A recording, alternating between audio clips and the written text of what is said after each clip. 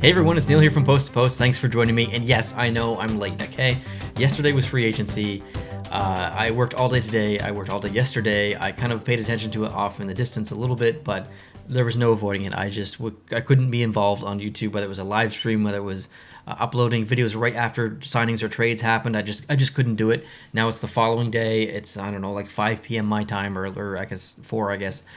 And this is the earliest I could possibly film, which is really unfortunate. It's difficult to kind of manage the channel and work a real job at the same time. Also, my parents were in town for the past week, from last Thursday to this Thursday. They just left today.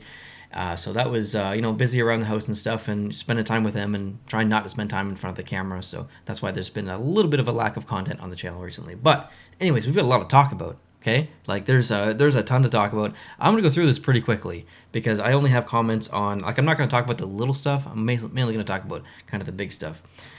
So you would have maybe seen me show this bag on in a previous video. I still haven't opened it, obviously, but it's not looking too good. So if you are new and you want to see me unbox this jersey, it's a reverse retro jersey, by the way. It's blue, hint, and see if it survived and see what kind of damage there is to it.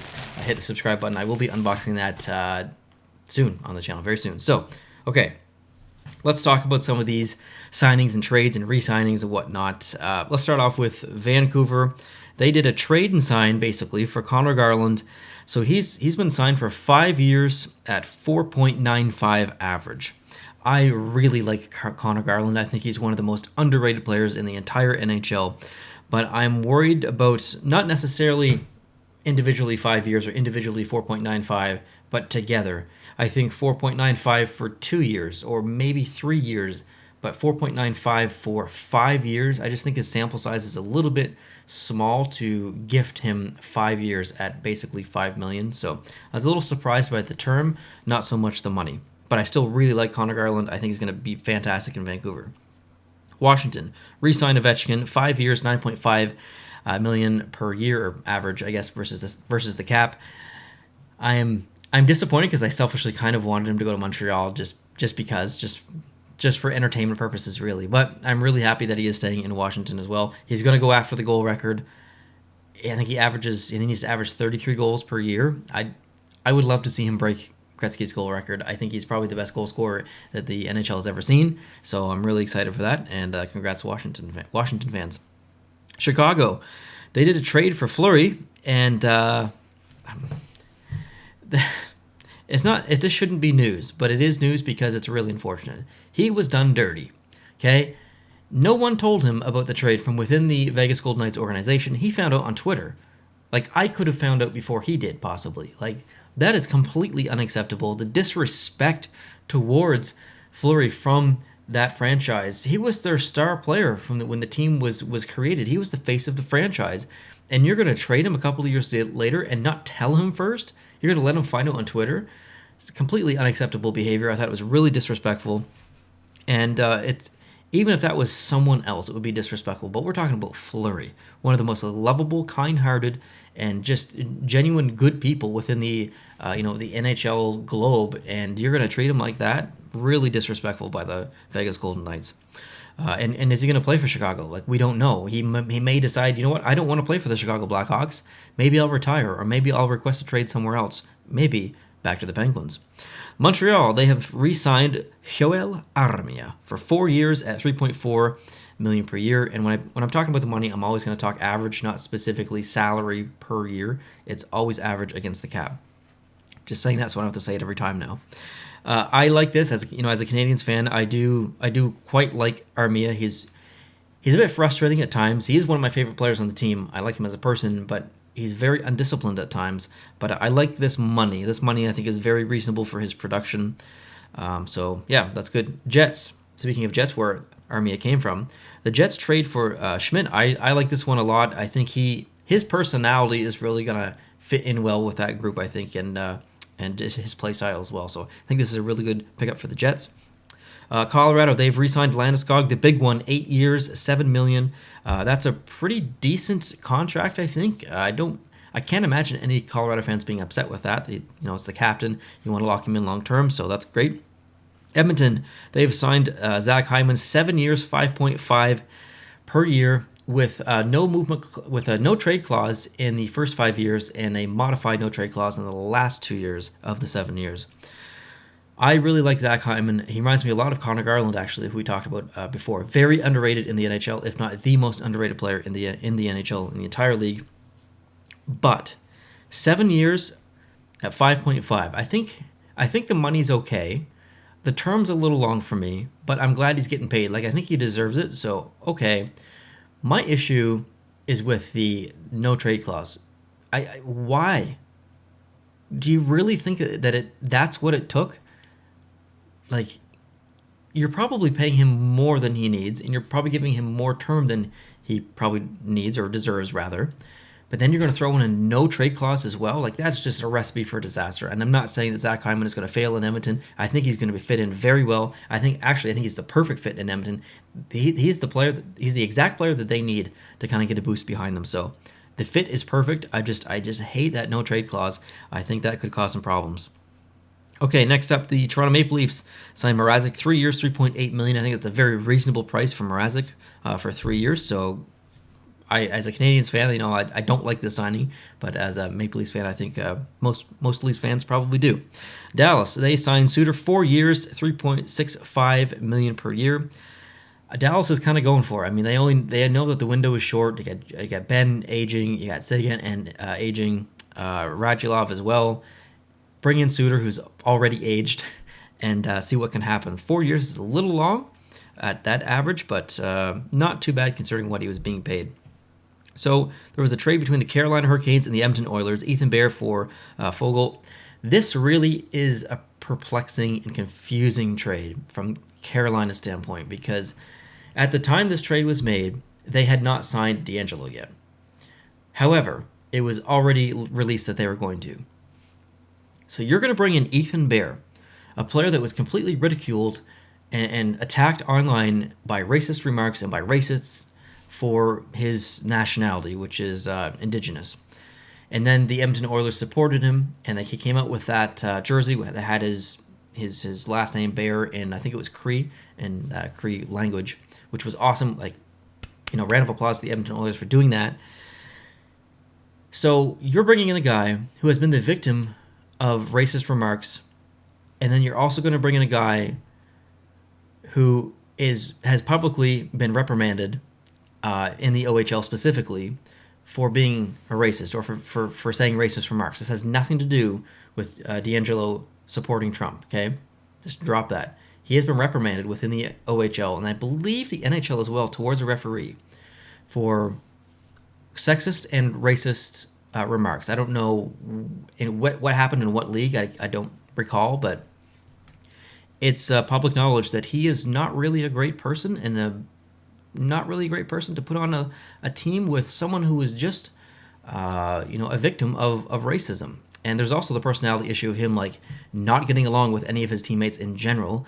The Rangers literally forced him out of the organization after signing him for, I think it was a pretty healthy contract, 4 point something for 2 years as of last year in 2020. So, it's a big decision by the Rangers. So that should tell you something.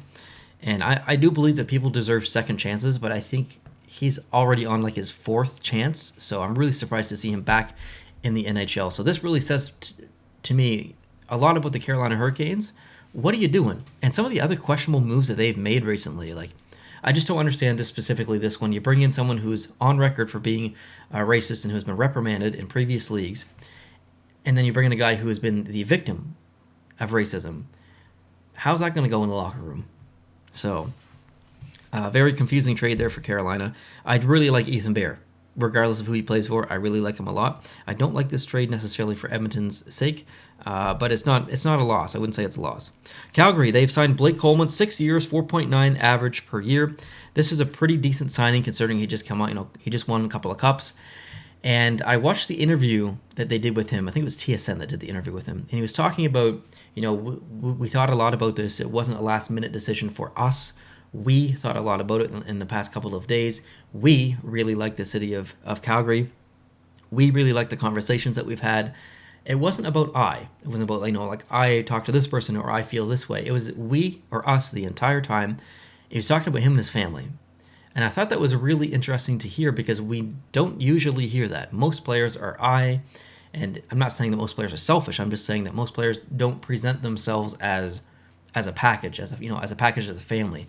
So family is really important to Blake Coleman, and that played a big part in his decision to go to Calgary. It was really a family decision, and not a Coleman decision, or not a Blake rather decision. So I thought that was a really cool interview. Just in sidetrack, really cool interview, and it says a lot about his character. So good on Calgary for signing Blake Coleman, and good on Blake Coleman for taking his time to decide to go to Calgary. Hope it works out. Dallas signs Holtby 1 year, $2 million average. Very strange signing. I think Dallas has 4 goaltenders in their lineup now. So there's some decisions there to be made, and unfortunate for Holtby because he went to Vancouver and things just didn't work out. So who knows what will happen in Dallas. Montreal, they've signed David Savard, 4 years, 3.5 average. That is a very predictable average number because I think it's Ben Sherratt and Edmondson both have they've both paid 3.5 per year. So that was typical of Montreal Canadiens for a defenseman, 3.5, 4 years. I personally like this. They have to replace Weber. Obviously, Savard is not going to replace Weber, but he's going to maybe help by committee replace him. Seattle has signed Grubauer, 6 years, $5.9 million per year. I love this signing. I am all on board with the Seattle Kraken, and the Colorado Avalanche just couldn't get it done. So Grubauer's like, you know what? I'm going to go to Seattle, and that's what he did. 6 years, 5.9. Heck yeah. LA Kings, they signed Philippe Danault, 6 years, $5.5 million. I am so glad that the Montreal Canadiens did not give him that contract. Not because I think he doesn't deserve it. For a defensive player who rarely contributes offensively, I don't see the value in kind of paying out like that. Like if it's Patrice Bergeron who can contribute offensively but also defensively, then yeah, but Danault is kind of on the smaller side of the offense, so I didn't think that he was worth 5.5, and even regardless of what I think, Philip Danault doesn't want to play in Montreal. He was offered basically this exact same contract less than a year ago, and he declined it. So that tells me that if he's going somewhere else for basically the same money, that he doesn't want to play in Montreal in general. So good luck elsewhere, and there you have it. Tampa Bay Lightning, they signed Braden Point, or re-signed rather, 8 years, 9.5. Do you notice that he took a discount compared to the Marner contract? That says a lot about Point's character, and that he still wants to win more cups in the future. So good on Braden Point, one of my favorite players in the NHL as a whole. Montreal, they signed Hoffman, 3 years, $4.5 million per year. This is one of those trades, or one of those signings rather, that could just kind of go either way. Hoffman has been known for being a questionable character, or maybe personality or person off the ice. But on the ice, he can contribute offensively, and that is literally exactly what Montreal needs: is a top 6 player who can contribute offensively, put up some points. That is what Montreal needs. I don't know if he's the best fit for Montreal, though. He's not necessarily lazy, but he doesn't backcheck the best. He reminds me a lot of Tyler Toffoli. So if you've got Tyler Toffoli and Hoffman on the same team, you've got 2 players who aren't the best defensive players, but who can contribute offensively. Sometimes that leads to some trouble. So I'm very curious to see how this is going to work out for Montreal. Let's move on. New Jersey Devils, they signed Hamilton, big one, 7 years, $9 million average. The funny part about this is that Carolina, from reports, offered him $6.5 million. That's $2.5 million per year less than what he got in New Jersey. So good on Hamilton for going where the money goes. He's worth $9 million. He's worth 7 years, and this is exactly what New Jersey needs to revitalize that organization. Boston, they signed Allmark, 4 years, $5 million average. I feel like that's the incorrect information. Like, I'm looking at Allmark, and I'm looking at $5 million, and I'm thinking that doesn't make sense. So I actually am questioning if I wrote this down wrong, but he couldn't get it done in Buffalo, and I don't necessarily blame Buffalo if that information is correct. I don't blame Buffalo for not signing him at that much, and I don't necessarily blame Allmark for leaving Buffalo to go somewhere else. But interesting signing there. Colorado, they got Kemper from Arizona. They had to, right? I mean, it was predictable. It was rumored. It was their backup plan, and it did happen. Disappointed because I do like Grubauer, but happy at the same time because I also like a Kemper. So hoping for the best for the Colorado Avalanche there. Buffalo, they have signed Craig Anderson for the 1 year league minimum $750,000 per year. I thought he retired. So I was really confused when I saw this on Twitter come out. So, I mean, one of the best people to ever play in the NHL as far as a personality, and human being. So I wish him the best. I hope he does well in Buffalo, but that's a tough place to sign at that age, and I don't know. And then the last one, it just was announced as I'm basically filming this. It was the Corey Perry signing in Tampa Bay. I guess, you know, if you can't beat him, you might as well join him. 2 years in a row, he faced him in the Stanley Cup Finals, and 2 years in a row he lost. And if you're Corey Perry and you get him an offer from the Montreal Canadiens, which you did, but you also have Tampa Bay calling, and they want you for 2 years.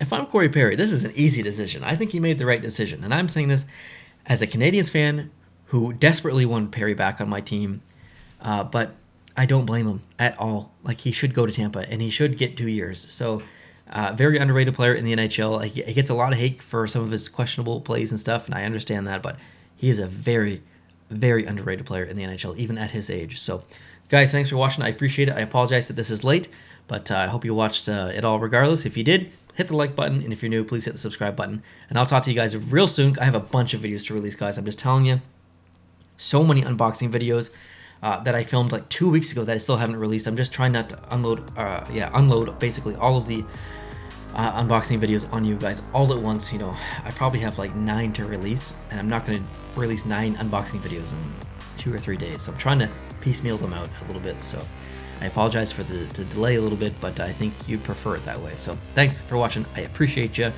Lots of videos coming, and I'll talk to you soon. Adios.